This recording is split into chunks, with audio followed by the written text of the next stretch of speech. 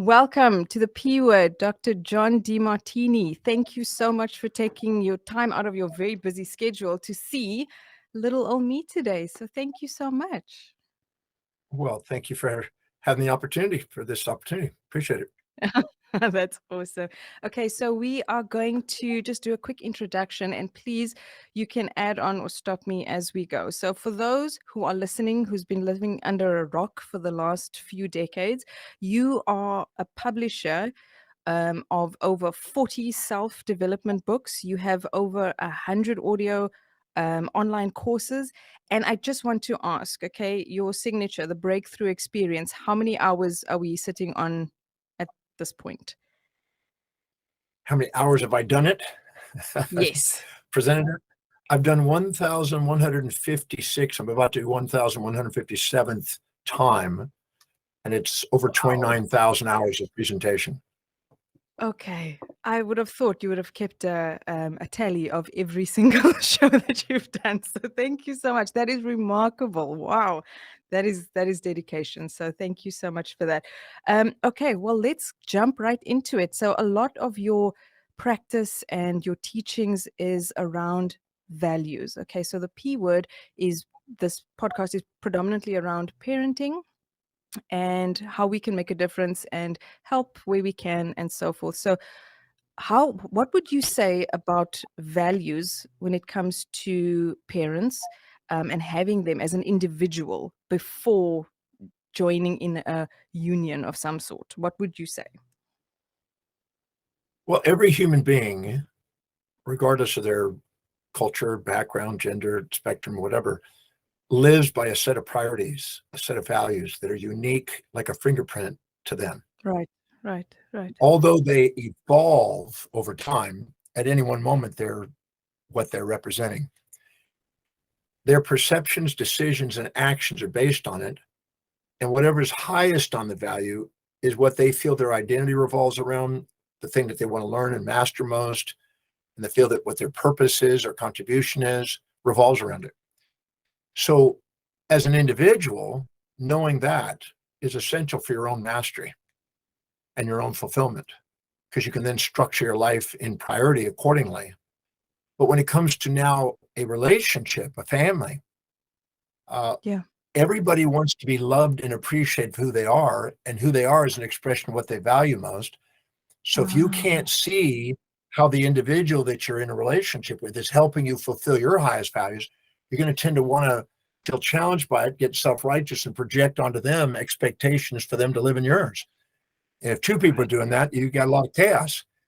So caring enough to identify what is important to them, highest in their priorities, important to you, highest in your priorities, and making links. How specifically is what they're dedicated to helping you fulfill what you're dedicated to? How are you dedicated to helping fulfill what they're dedicated to? And the more links you have, the more you get to appreciate and love them for who they are, whether that's a child or a partner or extended family. That same law applies. And we want to respect and speak in dialogue and communicate what we want in terms of what other people want. And if we do, we have more fulfilling relationship, more fulfilled family. That makes so much sense. It's actually, it touched on, is this important? This is actually my next question. What is the level of importance to actually have that discussion before getting married, before you get into a relationship? Like, when is it important? Because obviously, you need to sort of not match, but you need to know at least, right? Well, if you don't know what they're dedicated to, you'll probably project your own values onto them. And anytime you expect them to live in your values, you have futility. And anytime you expect to live in their values, you have futility. When you're infatuated with them, you'll try to sacrifice your life for them. When you're resentful to them, you'll try to sacrifice their life for you. When you love them, there's no sacrifice. There's actually a learning how to communicate respectfully between two people. When you look down on people, you're careless. When you look up at people, you're careful. When you look across each other, you're caring. And that's what keeps the rings on. Wow. I love that. Oh my gosh. Thank you so much for that. Okay. So, but that goes in with any relationship, parent, child, spouse, uncle, mother, same Social principle. life, business, customer, any relationship with any human being, that values are the cornerstone of the mastery of communication. Without I that, love it. we're going to definitely have, you see, anytime you expect somebody to live in your values, they can't. They're making decisions based on their own. They're not supposed to read your mind. And if you have a fantasy they're going to live in your values, you're going to feel angry and aggressive. You're going to feel betrayed, and you want to feel probably frustrated and betrayed. You'll be critical and challenge them. You'll be feeling despair and depressed. You'll want to exit and escape the relationship. You'll feel futility and frustration, grouchiness and grief, hatred and hurt, irritability and irritation, Wow. and you'll feel jaded, and you make jabs. So all the values, knowing the top values of an individual is an absolutely crucial thing. When I teach people in corporations or kids at school or in relationship dynamics, that's the starting point. First, let's find out what they value so we know who they are. I love that. I love that. I love that. Okay, so my next question would be, are your values a result of nature or nurture? Well, that's a good question. Each of our values are derived from what we call voids, things that we think are missing. So let's say you meet somebody and you put them on a pedestal and you exaggerate them and minimize you. Now you're too humble to admit what you see in them inside you, and now you have a void. You're missing a part, that the thing you think is missing in you compared to them. And now when you resent somebody and look down on them and exaggerate yourself, you're too proud to admit what you see in them is inside you. And now you have another disowned part. So anytime you judge somebody, you're creating disowned parts that are voids that then want to be fulfilled through love. And so we go through and develop those, and they found out that each time that happens, we create epigenetic impact on our physiology and store that in our subconscious mind and in our gene pool.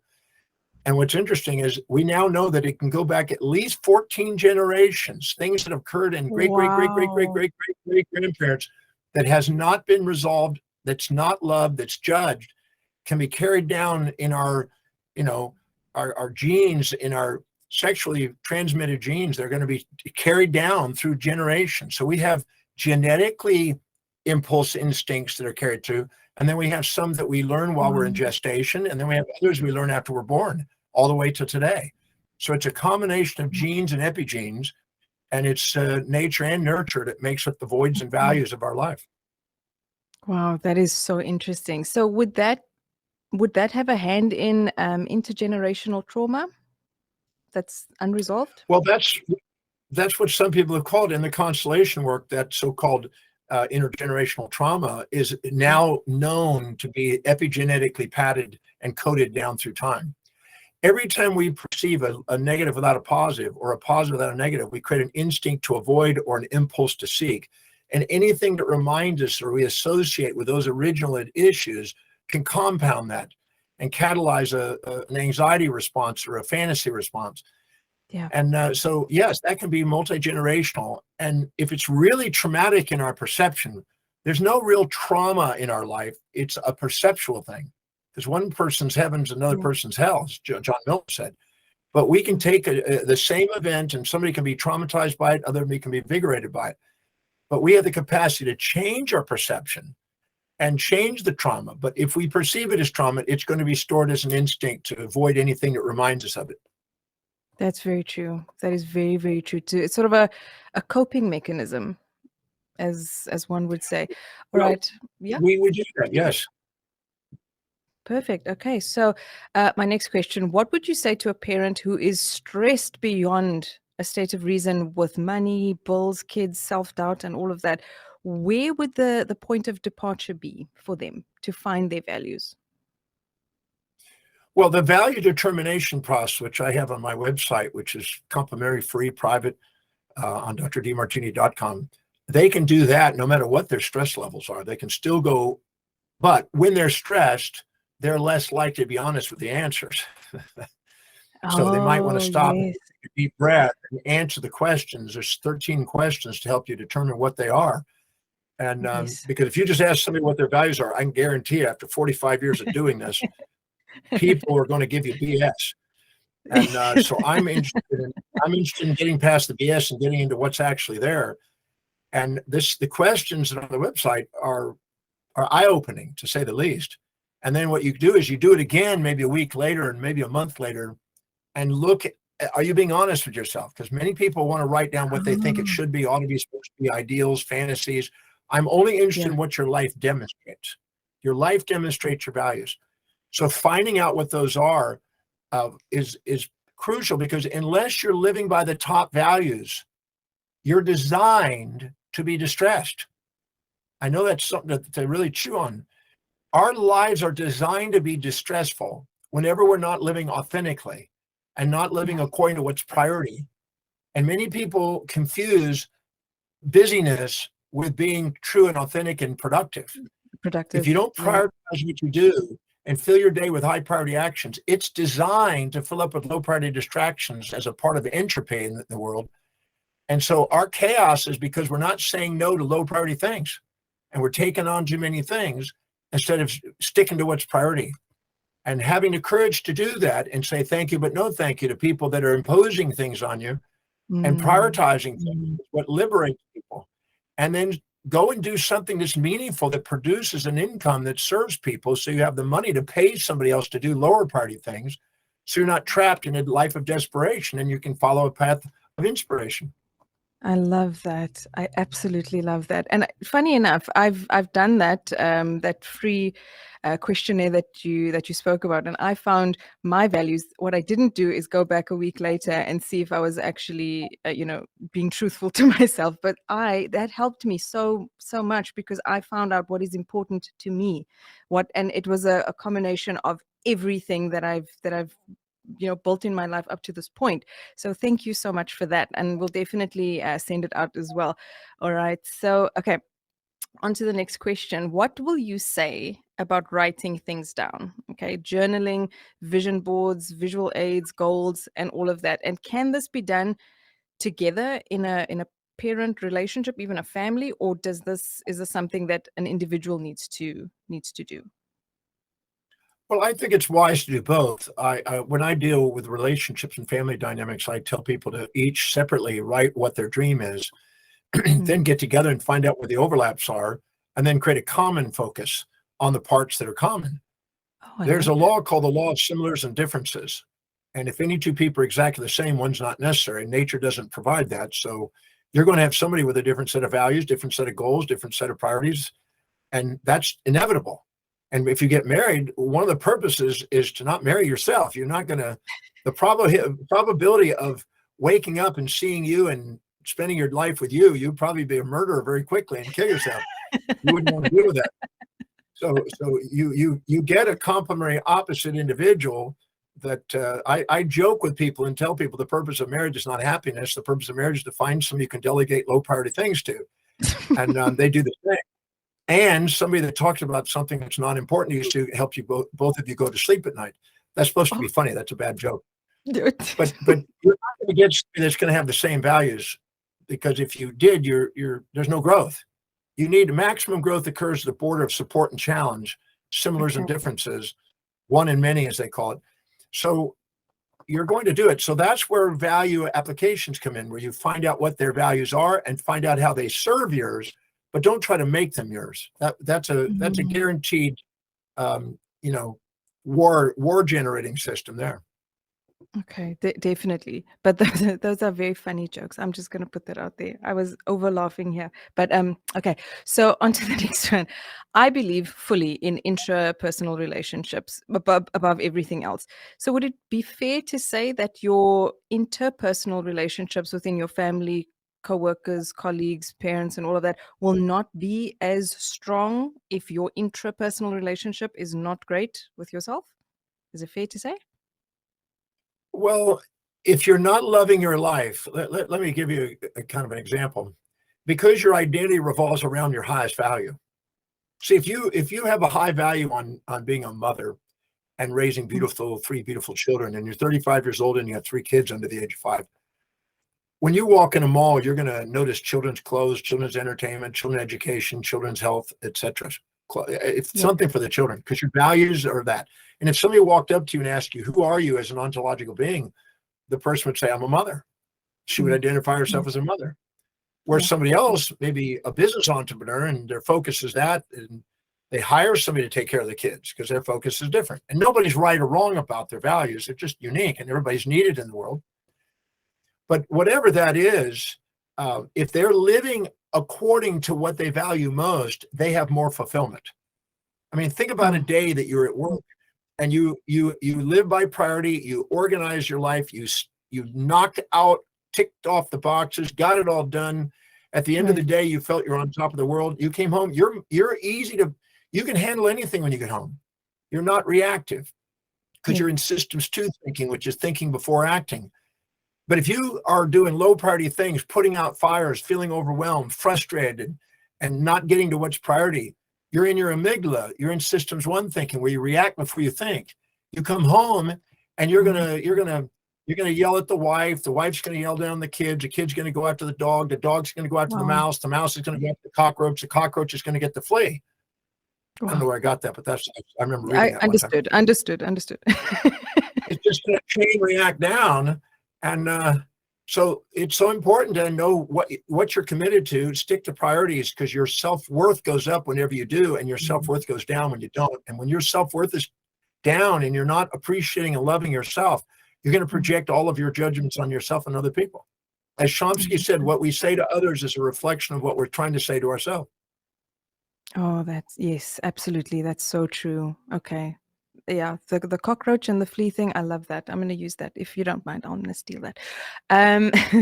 Okay, next question. Does self-confidence and success go hand in hand? Well, it depends on what you're defining as success. I'm always leery of that word because many people have a connotation that success is a business or financial adventure. That is somehow been woven into the language. But if a mother is dedicated to raising 3 children and she is doing just an absolutely amazing job at doing so, she's just as successful as the guy that's basically building a massive company, because that's her dream. And the guy that's got a dream of building a big company, he's not any less or more successful. Anybody that's living authentically and fulfilling what's deeply meaningful to them is a fulfilled individual. I don't like the word success because it implies success and failure, which are polarized. And it's been shown, as Keogh from Coca-Cola Company, the CEO of Coca-Cola, once said, the second a person thinks they're successful and they're proud, they're on their way down. And the think that they go down and feel failure, they're on their way back up. One's a depurposing state, one's a repurposing state. I'd rather just consider myself a man on a mission, focused on doing a service. And I don't like the labels success and failure. I think they're distractions personally. I love that. That is actually so true. So what would you say instead of using the word success, or we were successful in this, or strive for success in that, what would be the appropriate term then to use? What would you say? I don't know about appropriate. It's just my language, and mine's not necessarily right or wrong. It's just a way of describing it. But I'd rather just say that, look, I feel grateful and fulfilled doing what I love. I set out to, in my case, travel the world and teach. I get to do that every day. I love that. But I have lots of people that say, when somebody comes up to me and they have a high value on family, for instance, and they'll go, well, you're not seeing your kids every day. Well, my kids are 38 and 35. They're not going to want to see their dad every day, and 32. But they're going to project onto me their values, and they're going to say, well, you're a failure if you're not seeing your kids every day.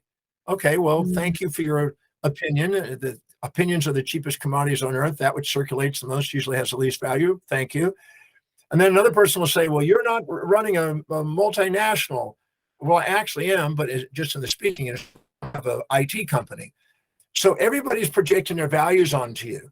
And if you let their value projections impact you in any way, you're distracted, and you're going to be putting people in pedestals, putting people in pits, instead of just comparing your daily actions to what you value most. And how are you in relationship to fulfilling what's deeply meaningful to you in a way that serves other people? When you do that, that's fulfillment. But other people will call it success. But some people say, I had people come to me and say, I'm not a success because I don't have a lot of money. And yet they've raised amazing children, and the children are very viable. and they have an amazing relationship with their family and extended family and with their church. To me, I look at what's meaningful to them, not what's happened to be common to a particular culture, because different cultures have different things that they think are important. 100%. 100%. Okay, good. I love that. Okay, so okay, we're going to shake it up a bit. This is a bit of a tongue-in-cheek question here. You can choose to answer, or you can choose to laugh, and let's move on. But attraction towards love and money in a relationship, which fades first? Well, it depends on I think it depends on the thing and how much cash flow you got. If you're a billionaire, that's not going to fade for at least a while, unless you're one hell of a spender. And if you're, you're a hot, if you're a 27-year-old big-breasted beauty and you got a 72-year-old, bald-headed buzzard billionaire, it depends on what's going to go first. He might die first, but her beauty may go down first. I'm joking a bit, but no, me too. It's a bit tongue in cheek. It depends on the where they are, what their age are, and what's priority to them. Some people, money is important. Other people's looks. If I thought, I got to share a funny story. I was at in Broadway in New York, and I had dinner with Hugh Jackman and Daniel Craig. And afterwards, after that, we were going to his theater because he was doing a performance. Both of them were doing a performance called Rain. Yes. And so they did a bang-up job. They did a magnificent job. Absolutely. After they did their performance, all of a sudden, Hugh takes his shirt off and then circulates it like this, and he says, "I'm auctioning off my shirt for a good cause, for a charity. And who'd like to bid?" And I was sitting next to Michelle Pfeiffer, and Michelle said $1,000. And somebody said $1,200, $1,500, and it just started going up. He got $27,000 for that shirt. What? That is insane. So Daniel Craig got up and he did the same thing, and he got $24,000. So I thought, heck, I'm gonna do that. I'm gonna do that the next conference I'm doing. I'm gonna pull my shirt off, look around, and see if I can make $27,000. Well, when I did that, nobody offered me money for my shirt off. Finally, somebody said, "I'll pay you to put it back on, thank you." No, they didn't. No, they didn't. But no, they didn't. But tell me, did you perhaps take a video of Hugh Jackman and Daniel Craig doing that? No pictures? No, I didn't get a picture of that, but I'm sure somebody did. I didn't have my phone there that day. But I'm sure somebody did. I love that. But it was a cute gesture. But they literally raised over $50,000. That's amazing. For their cause, which I thought was pretty cool. That is very amazing. Okay, so we're down to the last few. I want to know, what is your process? What is Dr. John Demartini's process when Dr. John Demartini is not feeling like it's a good day, or it's like it's just something happened and we are a bit on a low vibration? What is Dr. John Demartini's process? Well, it depends on the situation. I was told this morning at breakfast that they were going to have a changeover in satellite services on my ship here today. And I'm filming a new movie at exactly that time. And I've already postponed the filming twice. And so that didn't go over so well with me. So I didn't go, peace of mind. I didn't do it. But what I did is I immediately went down to the IT guy here at the ship. And I said, we got to come up with plan B. So I said, so solve this thing, because I'm not canceling this deal and I'm not going to have this thing shut off. So he went out to get a special arrangement to get the satellite to make sure we had coverage at that time. So I was pretty firm about it, because I've already told him, I've delayed this guy twice already on this filming. So we're not going to delay it today. We're going to solve this thing. So the first time it happened, I just was kind of humble and I said, we'll find and schedule a different time. Yeah. This time I was firm. And I was not, in my executive center function in a state of grace. So if I have all the above, I went to the Oxford Dictionary many years ago, over nearly 4 decades ago. Yeah. And I looked through every possible human trait that a human being could have in that dictionary. Wow. I found Wow. 4,628 traits. And I went through there and I looked at that and I looked at where do I display those traits? I found I had every one of them. I was kind, I was cruel, I was nice, I was mean, I was open, I was closed, I was honest, I was dishonest, I was generous and stingy and thoughtful and thoughtless and caring and uncaring. I had every trait, honestly, in my life. And I realized I don't, there's nothing missing in me. I've got all those things. So I got to love all that. Otherwise, how am I going to love myself? If I'm trying to get rid of half of myself, how am I going to love myself? So I have everything that most people have, but the difference is that I've pretty well delegated everything off my plate except teach, research, and write. I haven't cooked since I was 24. I've driven a car in 32 years. I've got, cooks, and I've got pilots, and I've got captains, and I've got chauffeurs. I've got people to take care of everything. In fact, when my girlfriend, when it's time to make love with my girlfriend, I even have somebody I can delegate for that. I tell them, look, honey, I said, No. if I have Hugh Jackman or Daniel Craig make love on my behalf and take care of that for you, will you still love me? Every time she says, I'll love you even more. She would love me even more. So I delegate. That's funny. Now listen, if there's Hugh Jackman and Daniel Craig, I mean, that standing in front of me with their shirts off, like, that's it for me. You can take me now. Okay, Well, perfect. I think there's probably a few other women that would probably do the same. They probably have a little bit of a result. 100%. Yes, definitely some sort of result. Anyway, moving on. Okay, that is it for some of the serious questions. Now, if we can have some rapid fire before we sign off here. Okay, if you could be a fly on a wall about any conversation in history, where would it be?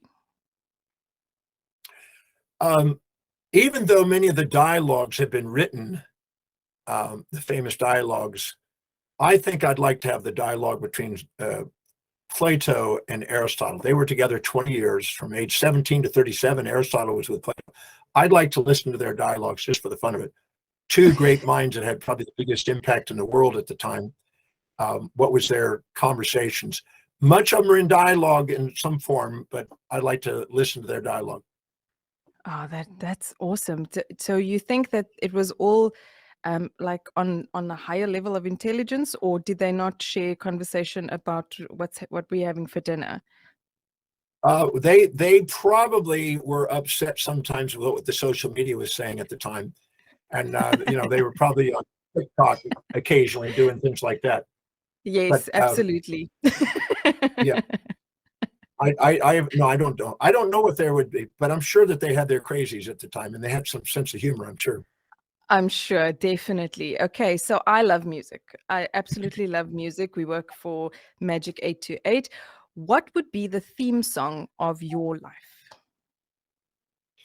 When you asked that question just now, I don't listen to a lot of music since I was probably 18 years old. I used to listen to music. I was involved in a band, but from age 18 to now, I don't listen to a lot of music. I mainly am researching and writing, and I don't have a lot of music. I don't know if I could come up with a theme. I'd have to really deeply think about what would be my theme song. I don't know if I know all the different songs that are out there. What were you a singer in the band, or did you play an instrument? Well, we call it screeching. I think it was more like screeching. I played the harmonica. I played the harmonica at the time, and believe it or not, I still got it. No. I still got the What? harmonica that I played back in those days. Okay, you do know what I'm going to ask. I still have the harmonica that I played back in those days. Oh my goodness, that was epic. I can't believe that. Thank you so much for sharing that with me. Okay, well, I think that covers the next question with any hidden talents. You just did it, and that was epic of you to do that. Thank you so much for sharing that with me. That was awesome. Dr. Demartini, it was an absolute pleasure. This is a full circle moment for me. So I thank you, and I thank you again for taking the time out. And you said earlier that you had some movie delays and all of that. So I really want to say thank you so much. And I appreciate you taking your time out. Is there anything that you want to end off? Do you want to tell us what's going on? What's happening with Dr. John Demartini? Yeah, I'd love to let people know that there's a brand new book that just came out called The 7 Secret Treasures that I produced or created or wrote or whatever. And they can take a peek at it. It's about how to empower all 7 areas of your life, how to wake up your genius, how to build your business, how to build your wealth, how to have a stable relationship, how to have social influence, how to have a vital body, and how to be inspired. And it's a great little, it's not a huge book. It's a very fast reading book. It's a lovely book. And it's called The 7 Secret Treasures. And they can also just go online and take care of go on there and do their value determination and browse the website. It's filled with great knowledge in there that can help people in all different areas. 100%, 100%. Perfect. Well, thank you so much again, Dr. John Demartini. And that's a wrap. Thank you so much for joining me on this podcast once again, The P Word. Thank you. Thank you so much.